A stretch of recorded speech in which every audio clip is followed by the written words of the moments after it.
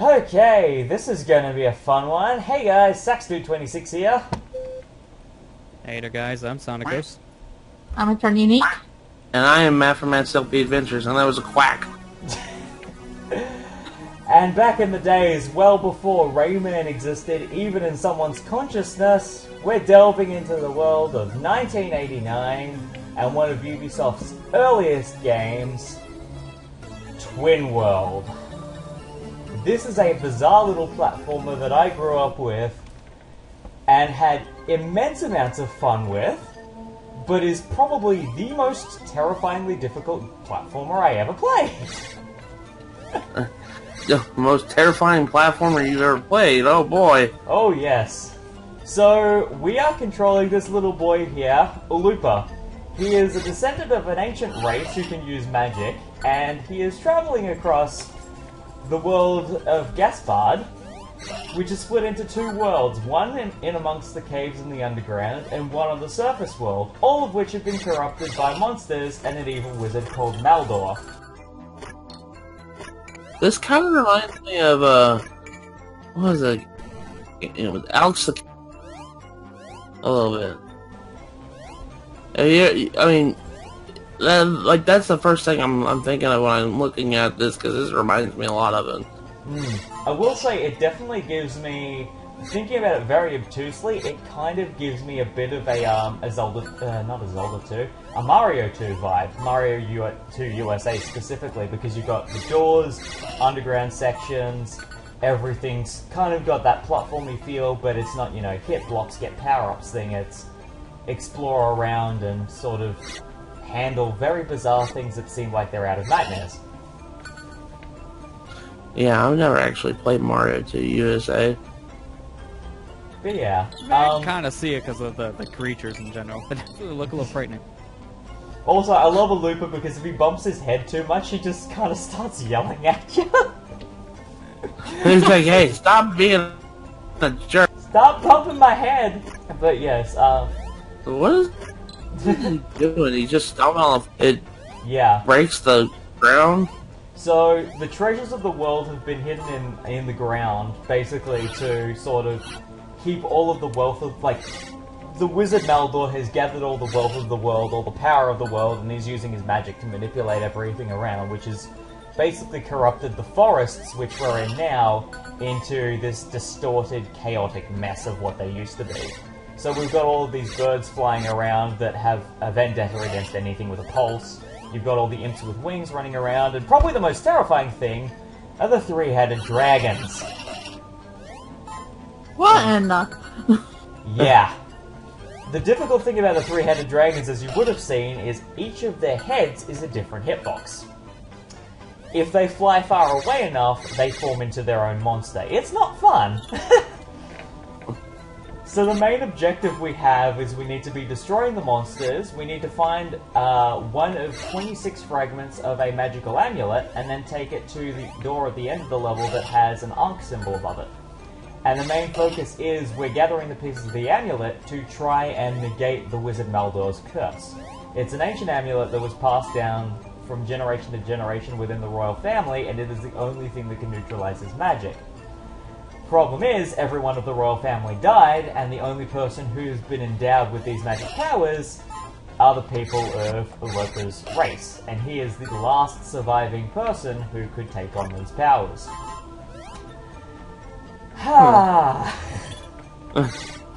It's a bit chaotic.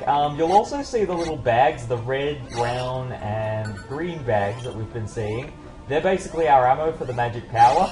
As you'll see, the little dots I've got at the bottom there is the red, the green, and the blue, and if I switch between them, it changes the power of the magic that I'm throwing. The green orbs I'm shooting are the smallest ones, and then the bigger ones, which are brown, are stronger, and then the silver ones are the strongest. Does each weapon have, like, a trajectory difference?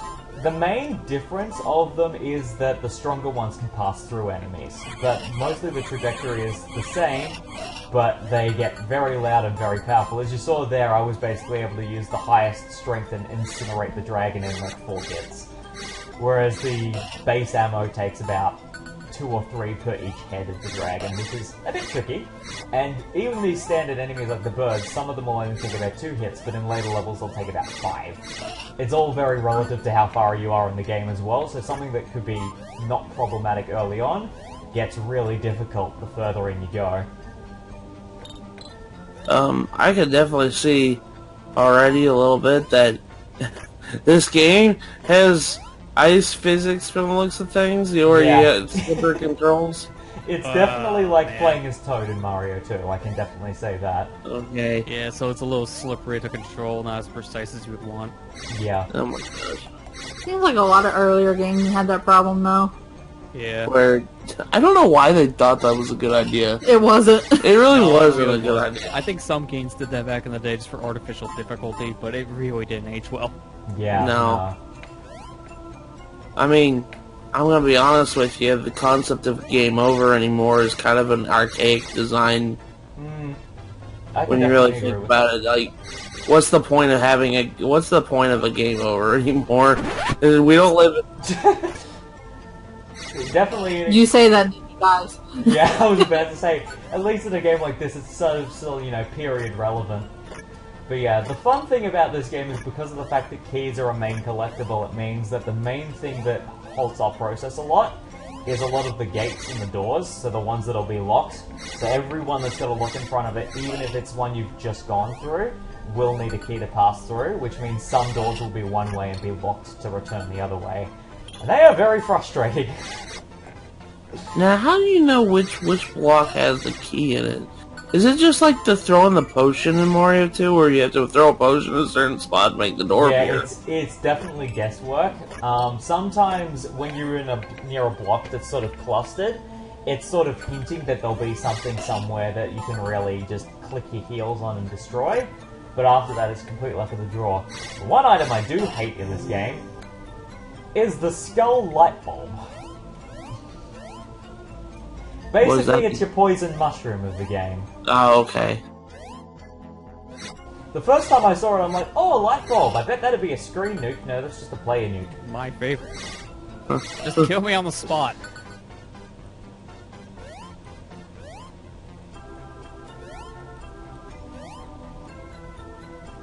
But I think the best thing about this game is that the way to control it is definitely pretty easy to learn. So even though the difficulty can get pretty high, well, these early levels are pretty good for giving you the ropes of what's going on. And they throw a lot of the collectibles at you. Like the silver ankh that enemy just dropped, that's basically adding back up to your life meter. Which is good, because early on, if you can keep that fairly full, it's going to help you a lot in the long run. Because they like to hide things in ridiculous places, and you don't always need to do stuff like this, but sometimes doing this can be handy. Key sitting there. Oh, and fall damage exists. Oh my gosh, it's Bubsy all over again. Can't have an early 3D, or 3D, this is definitely not that, 2D platformer without fall damage. Yeah. As you can Bubsy. see, I think probably the funnest combination of this game is the slippery controls, the fall damage, and the fact that I can break the ground means that if I overshoot a door, I'm just like, yep, tap dancing.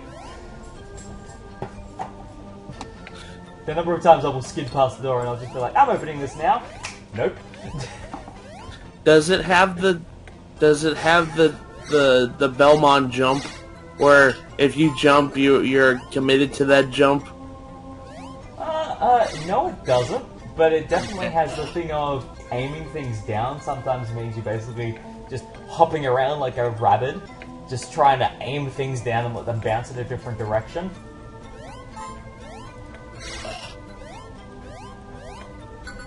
Okay. And because every enemy can hold a power-up, it basically, you get a very solid sense of, wanting to kill everything that moves. Because, like, you don't know what enemy's gonna have a life bar, you don't know what enemy's gonna have some more ammo for you, or a key, or probably my favorite, though, is when you start getting more power-ups, go away, light bulb. What I've actually got in my power-up bar at the bottom there at the moment, so the 3 little gaps with the spring in the middle, the spring is probably one of my favorite power-ups because it basically gives you a double jump if you hold the jump button. Which kind of controls a little bit like a jankier version of Yoshi's flutter jump. Oh, here's the tube Oh, I was so talking Luigi about. jump? Yes, exactly. Okay. But again, because the power-ups run on temporary ammo, you only get about 6 uses per every spring that you pick up. But the good thing is that every power-up you get carries on, so the more springs I get, the more I like to try and hold on to them for as long as possible. Because later levels, they'll give you a specific route you can take to keep progressing, but if you can time your jumps right, you can get a couple of really nice shortcuts and skip to higher ledges without needing to worry about snaking from door to door. Now I forgot to ask, what system was this game for? So this game was originally released on the Commodore 64 and the Atari ST, and then the port I'm playing is the version on the Acorn Archimedes, and it was also ported to the Commodore Amiga as well. Okay. The main difference between this version and the the Amiga version and the Acorn version is that some of the music tracks are switched. And the other difference on the Atari version is that the music is completely stilted and that it's using only half as many bits. Huh. So it's nowhere near as pretty by comparison, and I wasn't going to settle for going for a lower res version because it just... the music, I love it so much. This is some of the music that I grew up with in terms of gaming, and it both haunts me and I love it at the same time. Because just the melody became so nostalgic. It's one of those games that the melody, it sticks with you and you go, I remember this song, and then you remember all of the struggles that came with this song and these levels, and I'm going, I wish I didn't remember this song. Instant regret. Instant regret. Yeah, like, I know I will talk quite often about the things that Abe's Odyssey did that haunt me still to this day, but I can definitely say the environment of this game has definitely contributed to Nightmare Fuel.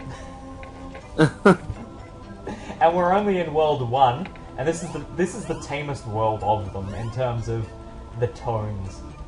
But, like, when people say stuff like, you know, I grew up with Sonic, or I grew up with Mario, and I'm like, I grew up with Zool, and then people are like, I grew up with games like, Spelunky, or Mario 2, and I'm like, I grew up with TwinWorld.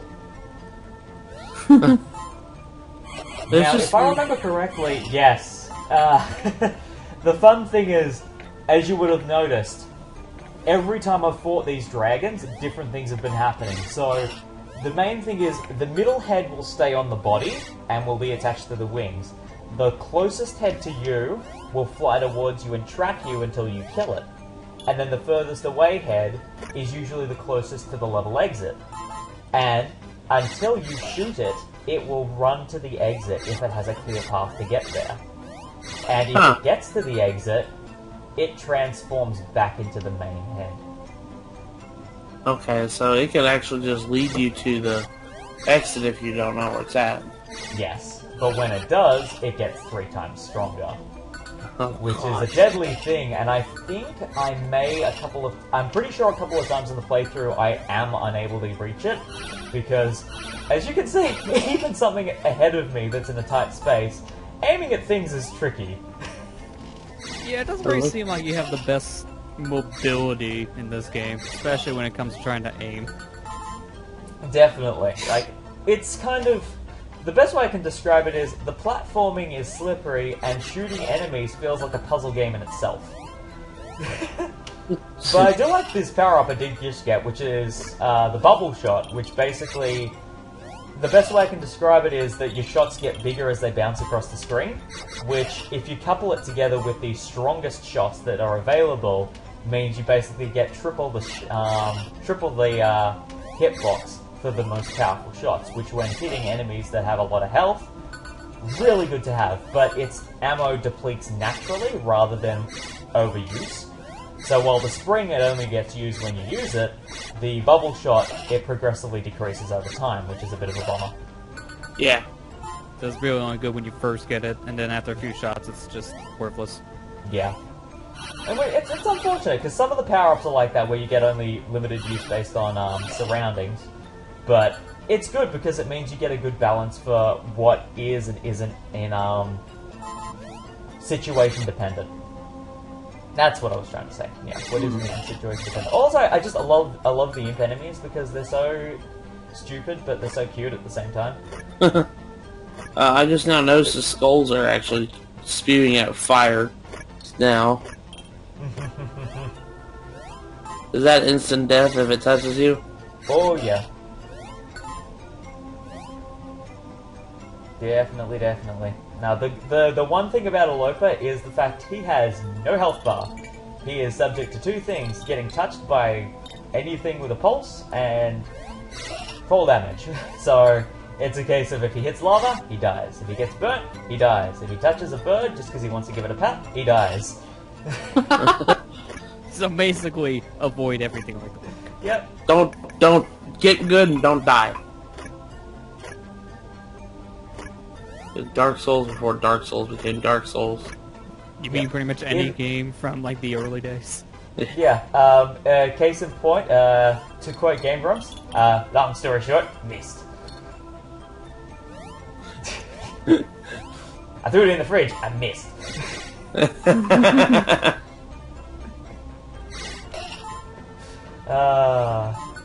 But yeah, the good thing, I think the really good thing about this, playing for this first level was the fact that it was a thing of, am I still good at this game? Well, I have time to, oops, I have time to die. Well, am I still good at this game? Well, this clip says otherwise. Yeah. Cue the death montage! Yeah. It's like I said, you know, I could be really good at the game, not die, not do bad things, and my practice file be like, oh yeah, I know how to play this game. Once I turn the freaking recording machine on, I play like a 5-year-old. Pretty much. This is why it's like, oh, how long the playthrough take? Oh, it took about 18 hours to record. But the playthrough's only 10. Yeah. Called deaths. Lots of them. 8 hours of that you'll never see. So, just as a slight pseudo segue, how long do we think the Final Fantasy VII remake's going to be all up in terms of game hours?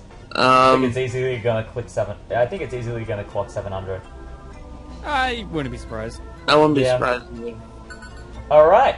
So now we're in the last level of the world. The last level specifically is a treasure room gauntlet with a couple of limited bosses in a couple of those treasure rooms, and a limited timer that is going down 4 times as quickly. They give you about 5 rooms to go through, 3 mini-bosses scattered around and a bunch of treasure, and they say, see if you can collect as much as possible in a minute. It's pretty nice.